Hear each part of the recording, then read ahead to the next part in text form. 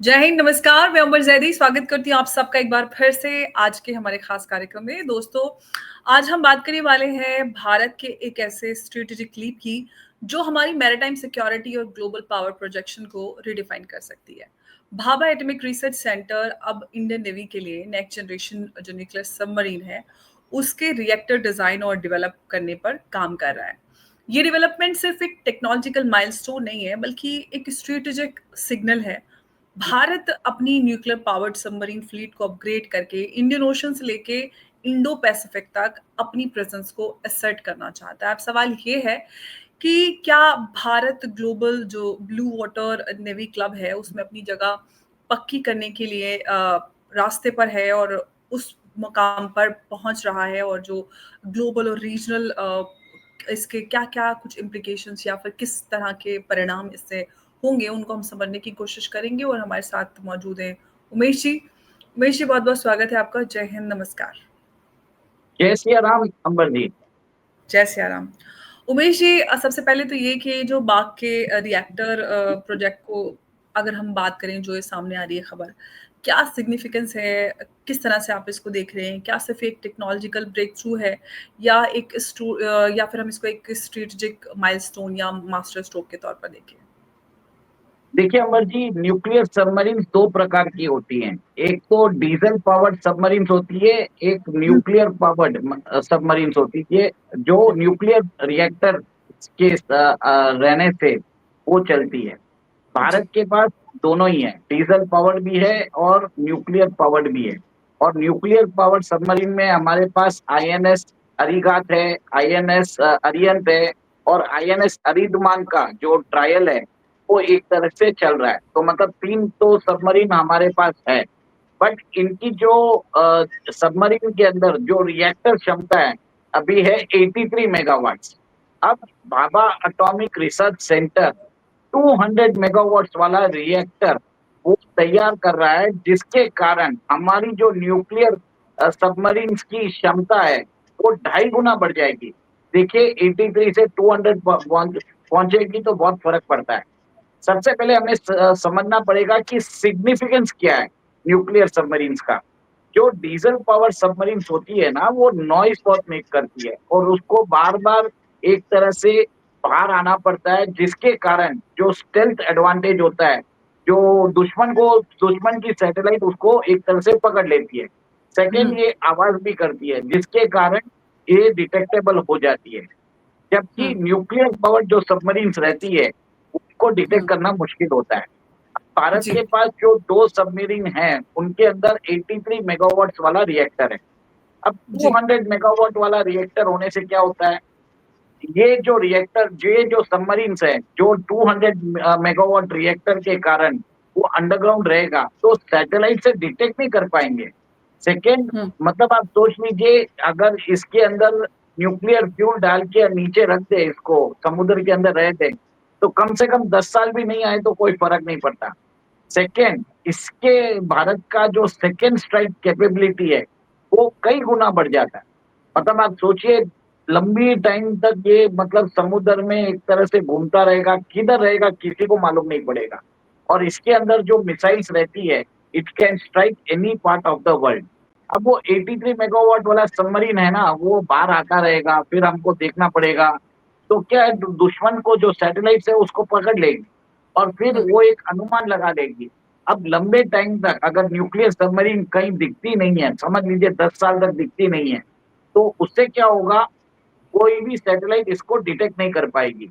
और इसकी लोकेशन क्या है, प्रिसाइज लोकेशन, वो भी एक तरह से पता नहीं लगा पाएगी। सेकेंड, कभी अगर न्यूक्लियर अटैक कर देता है कोई हमारा एनिमी कंट्री, तो ये सबमरीन एक इसके अंदर K6 मिसाइल्स का भी डेवलपमेंट हो रहा है। उसके कारण ये मिसाइल्स को एक तरह से दुश्मन के सेकेंड स्ट्राइक कैपेबिलिटी हमारी बहुत हद तक एनहांस हो जाती है। तो this is like a deterrence. हमारी ओके। कोई भी सबमरीन में अगर 12 से 16 ऐसी K6 मिसाइल्स रहती है जिसके अंदर न्यूक्लियर वॉरहेड रहते हैं, तो कोई भी कंट्री हमसे डरेगा। उनको ये भी लगेगा कि बिल्कुल, मैं उनका भी इसी पे आ रही अस्तित्व। थी उमेश जी कि कोई भी कंट्री डरेगा। अगर हम इंडो पैसिफिक की बात करते हैं तो जो चाइना का अग्रेशन है उसको जवाब देने की इसमें सलाहियत और काबिलियत है और वो दे पाएगा? डेफिनेटली दे पाएगा। देखिए आज चाइना के पास 12 सबमरीन्स हैं, न्यूक्लियर सबमरीन्स, और हमसे बहुत एडवांस कैपेसिटी की है। और हुँ, ये बाबा एटॉमिक रिसर्च सेंटर अगर ये 200 मेगावाट रिएक्टर को इंटीग्रेट कर देता है और इसको इंडक्ट हो जाती है, अब अपनी हमारी जो क्षमता है सबमरीन्स की वो 2.5 टाइम्स बढ़ जाएगी। और भारत का एक प्रोजेक्ट I-75 है, उसके अंदर ये रिएक्टर लगाया जाएगा। देखिए अंबर जी, आज की डेट में एक तरह से स्टेल्थ कैपेसिटी होनी जरूरी है, और न्यूक्लियर पावर्ड सबमरीन जो होती हैं उसके अंदर एक तरह से आवाज कम करता है। सेकंड, लंबी टाइम के लिए ये हमारे ओशन में रहेगा तो अनडिटेक्टेबल रहता है, from enemy radars and enemy satellites उसको ट्रैक करना मुश्किल हो जाता है। और थर्ड, एक डिटरेंस होता है कि कोई भी कंट्री हमारे ऊपर एक तरह से न्यूक्लियर मिसाइल डालने से पहले 10 बार सोचेगा। और ये भी देखिए कि भारत के पास अभी 2 है, एक ट्रायल में चल रही है, 3 हो जाएगी अगले साल तक। चाइना के पास कम से कम 12 सबमरीन्स है, और रशिया के पास 31 सबमरीन्स है, अमेरिका के पास 66 सबमरीन्स है। जो आपने बोला है ब्लू इकोनॉमी का, जो एक तरह से आपको हमारा जो कोस्ट लाइन है भारत का 7,518 किलोमीटर का कोस्ट लाइन है। और फिर अंडमान और निकोबार एंड लक्षद्वीप में इतने सारे आइलैंड्स है, उसके ऊपर भी हमें एक तरह से एक पेट्रोलिंग वेसल चाहिए अंडरग्राउंड, जो एक तरह से देश के हमारे जो बॉर्डर्स है, हमारा जो कोस्ट लाइन है, जो हमारी सी लेन्स है, उन सबको गार्ड कर सके। ये एक तरह से इनविजिबल ब्रह्मास्त्र है, आप समझ जाइए। जी, बिल्कुल। उमेश जी, अगर हम बात करें डिफेंस के क्षेत्र में जो आत्मनिर्भरता की बात होती है, इसके बाद उस क्षेत्र में क्या ये एक और मजबूती लेकर आएगा, या फिर जो हमारी फॉरेन डिपेंडेंसी है, वो इसी तरह चलेगी? कितना उस पे कंट्रोल आएगा इसके बाद, ये जो डेवलपमेंट है? देखिए इसके बाद तो आपको ध्यान होगा ऑकस डील के अंदर, जिसमें अमेरिका और ऑस्ट्रेलिया के बीच में सबमरीन डील हुई थी। ये वैसी न्यूक्लियर सबमरीन डील है। अब ऑस्ट्रेलिया जैसा कंट्री भी अमेरिका हुँ, से सबमरीन्स मंगाता है, जबकि ये टेक्नोलॉजी हमने देश के अंदर ही डेवलप कर ली है। और जी, इसका जो ट्रायल होगा, ये कल्पाकम के अंदर लैंड में इसका ट्रायल होगा। और इसके साथ ये 2 टाइप की सबमरीन्स में लगाया जाएगा। एक तरह से ऐसी सबमरीन्स जो लंबे समय तक एक तरह से ओशन के अंदर रहेगी, हमारे समुद्र में रहेगी, अनडिटेक्टेबल रहेगी। जी। सेकेंड, ऐसी अटैक सबमरीन्स भी इंडिया डेवलप कर रहा है, जो बहुत फास्ट भी होने वाली है। और अगर हमें कभी स्ट्राइक करना है हमारे दुश्मन पे, तो हम हुँ, उसको भी यूज कर सकते हैं। और जी, ये तरीके से भारत अपनी जो जिस हिसाब से जो इन्वेस्टमेंट कर रहा है, तो आप ये देखेंगे कि आगे जाके we are going to protect our sea lanes, जो एक तरह से हमारा जो आत्मनिर्भरता की तरफ ही हम बढ़ रहे हैं। This is a G. Very remarkable breakthrough. तो ये कह सकते हैं कि इस डेवलपमेंट के बाद भारत जो है उसकी डिटरेंस कैपेबिलिटी जो है वो बढ़ेगी, और जो सेकंड स्ट्राइक और न्यूक्लियर पोस्चरिंग होती है उसको भी और ज़्यादा स्ट्रॉन्ग बनते हुए हम देखेंगे। देखिए समझ लीजिए, भारत के भी 2 सबमरीन है, INS अरिहंत और INS अरिगत। दोनों के हुँ, अंदर जो न्यूक्लियर रिएक्टर लगा हुआ है वो 83 मेगावाट का है। अगर ये क्षमता अगर 200 मेगावाट हो जाता है तो समझ लीजिए अभी 2-3 साल ही अंदर रह सकता है। अगर हुँ, 200 मेगावाट लगाया जाए तो कम से कम 8, 9, 10 साल तक वो समुद्र में रहेगा, डिटेक्टेबल ही नहीं रहेगा। तो इससे क्या होगा, हम अपना एक तरह से सरप्राइज जो होता है दुश्मन को, हुँ, एक सरप्राइज होगा। हुँ, सेकेंड, मल्टीपल सबमरीन होने से और जिस हिसाब से वो घूमता रहेगा, कोई भी दुश्मन हमारे ऊपर हमला नहीं करेगा, न्यूक्लियर वेपन्स नहीं डालेगा। क्योंकि उसको मालूम होगा जैसे ही अगर उसने अटैक किया सी बेस से, हम अपनी सी हमारी जो न्यूक्लियर सबमरीन से हम मिसाइल छोड़ देंगे, जिसमें हमारे न्यूक्लियर बॉम्ब्स भी रह सकता है। तो this is an active deterrence. ये सब चीज इसके लिए किया जाता है, इसका एक तरह से उपयोगिता नहीं होता है, सिंबॉलिकली हमको इन्वेस्ट करने की जरूरत है, ताकि कोई हमारे ऊपर न्यूक्लियर स्ट्राइक ना कर सके, पाकिस्तान कर सके ना चाइना कर सके। जी, अगर हम इन प्लेयर्स की बात करें पाकिस्तान, यूएस, चाइना अ, इस डेवलपमेंट के बाद किस तरह का रिएक्शन या फिर क्या असर पड़ेगा इन पावर्स पर?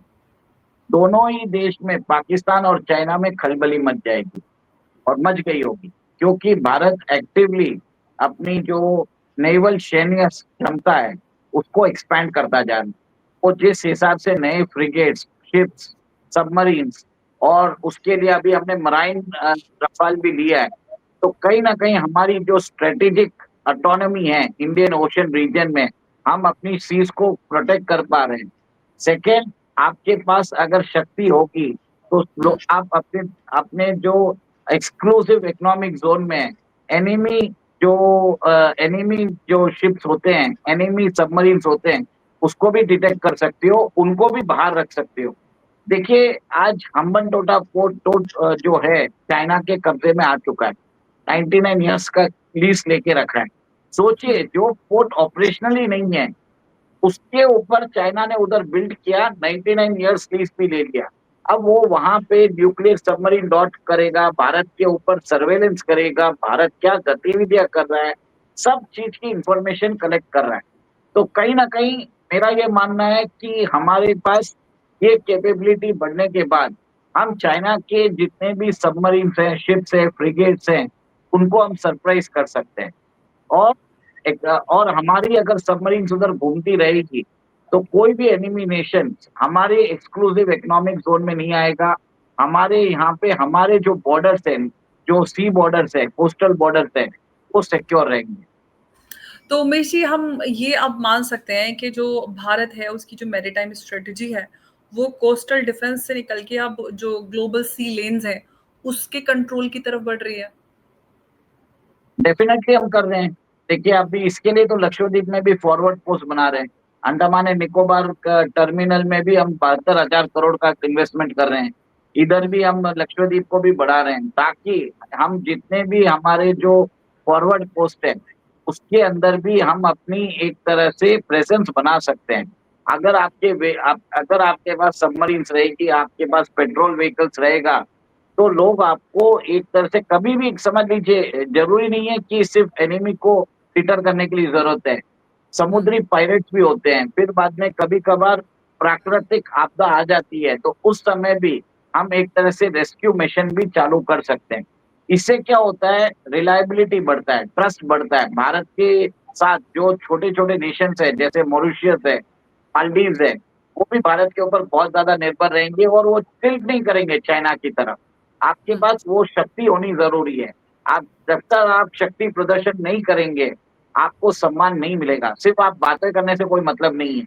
You need to have this sub type of submarines with the capacity along with nuclear missiles with extended range to ensure that the enemies आपके एरिया में ना आ सके, आपके इंडियन ओशन रीजन में नहीं आ सके। जी। तो उमेश जी क्या हम ये माने कि इस डेवलपमेंट के बाद जो भारत है उस पर ग्लोबल स्क्रूटनी और जो प्रेशर है, वो बढ़ सकता है? देखिए, इसके लिए तो इन हाउस बना रहे हैं, हमें किसी को कोई ज़रूरत ही नहीं है। हमारा हुँ, तेजस इंजन आप देख लीजिए, तेजस एयरक्राफ्ट के इंजन के लिए हम डिपेंड है अमेरिका के ऊपर। और ये जो रिएक्टर रहेगा, it is an engine of the submarines और जी। इसको बना रहे हैं हम देश के अंदर। देखिए, बाबा एटॉमिक रिसर्च सेंटर बना रहा है इंजन्स फॉर सबमरीन्स जो रिएक्टर है। हमारा इसरो क्रायोजेनिक इंजन भी बना देता है, पर हमारा डीआरडीओ, जीपीआरई है, अभी भी कावेरी इंजन पे 38 साल तक काम कर रहा है। फ़र्क देख लीजिए, क्योंकि ये बाकी जो डिपार्टमेंट है वो डायरेक्टली प्राइम मिनिस्टर के अंदर आते हैं। जी, बिल्कुल। लेकिन उमेश जी अगर हम इस प्रोजेक्ट के जो फाइनेंशियल और टेक्निकल जो चैलेंजेज़ हैं उसकी बात करें, क्या इतना बड़ा प्रोजेक्ट जो है वो लॉन्ग टर्म सस्टेन कर पाएगा? देखिए, हमने कर चुके हैं। अभी आपने हमारे पास 2 न्यूक्लियर सबमरीन्स तो हैं और उसके हुँ, बाद हम अटैक सबमरीन भी बना रहे हैं और वो हुँ। दोनों अटैक सबमरीन्स और हमारे ये अरिहंत क्लास के सबमरीन्स हैं, दोनों में यूज़ होने वाला है। और एक तरह से जब प्रोजेक्ट चालू हो जाता है तो फंडिंग देनी पड़ती है। अगर कुछ कटती है फंडिंग, तो इमीडिएटली मीडिया उसको पकड़ लेती है, कोई भी इसकी फंडिंग कम नहीं कर सकता। और प्रधानमंत्री ने तो क्लियर कट बोल दिया है कि हमारी जो नेवल लाइंस, हमारा जो कोस्ट है, उसको हमें डेवलप करने की जरूरत है। उन्होंने 15 अगस्त के टाइम पे आपको ध्यान होगा, उन्होंने बोला था कि हमारे जो डीप सी जो मिनरल्स है, रेयर अर्थ मिनरल्स और हाइड्रोकार्बन्स है, उसको एक्सट्रैक्शन करना है। और एक्सट्रैक्शन के लिए उन्होंने एक तरह से उसके ऊपर महत्व भी दिया है। अब ये सब चीजें को आपकी जो कोस्टल बेल्ट में जो रिसोर्सेस है, उसको अगर आपको गार्ड करना है, तो आपको एक तरह से न्यूक्लियर सबमरीन्स के अंदर आपको इन्वेस्टमेंट करना ही पड़ेगा।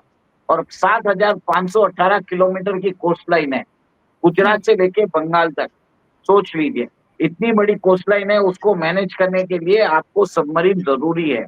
और अभी तक हमने 1/3 of the target he achieve किया है, एटलीस्ट 2/3 टारगेट बाकी है।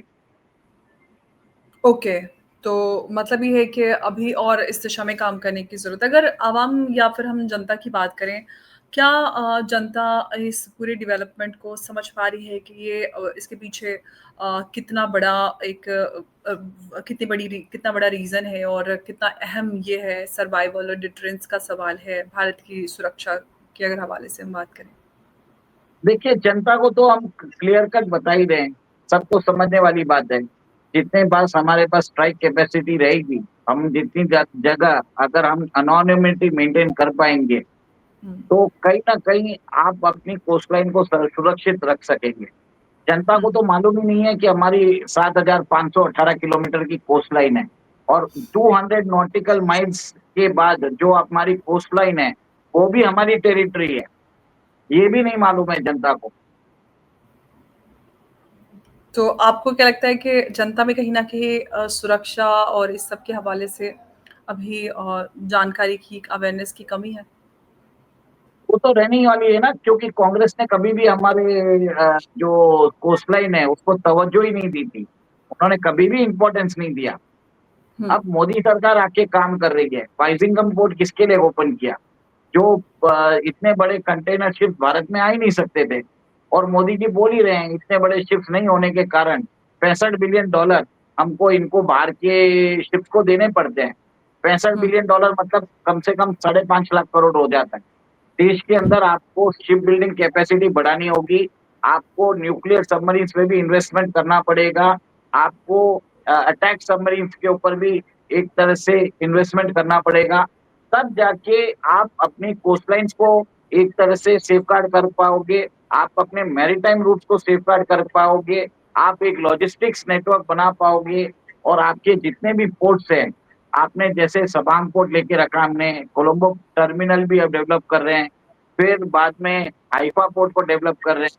तो ये सब पोर्ट, इंटरनेशनल पोर्ट तभी आप मेंटेन कर पाओगे जब आपके पास वो शक्ति होगी, आपके पास सबमरीन्स होगी, आपके पास ये ब्लू वाटर इकोनॉमी में डोमिनेट करने के लिए नेवल फायर पावर हो। तो इन शॉर्ट हम ये कह सकते हैं कि मौजूदा सरकार जो है वो इस दिशा में काफ़ी काम कर रही है और हम अगर इंडो पैसिफिक रीजन और इंडियन ओशन रीजन की बात करते हैं तो भारत अपने वर्चस्व को बढ़ाने पे काम कर रहा है और सिर्फ रीजनल सुरक्षा से आगे बढ़कर वो ग्लोबल सुरक्षा और उस पे आगे बढ़ रहा है। ये बड़ा अपडेट है और इस लेटेस्ट डेवलपमेंट पर हमने बात की। उमेश जी, आपने हमारे साथ काफ़ी अहम जानकारी इस पूरे मुद्दे से जुड़ी हमारे साथ साझा की, उसके लिए आपका बहुत-बहुत धन्यवाद। नमस्कार, जय हिंद, जय भारत। जय सिया राम। जय सिया राम उमेश जी।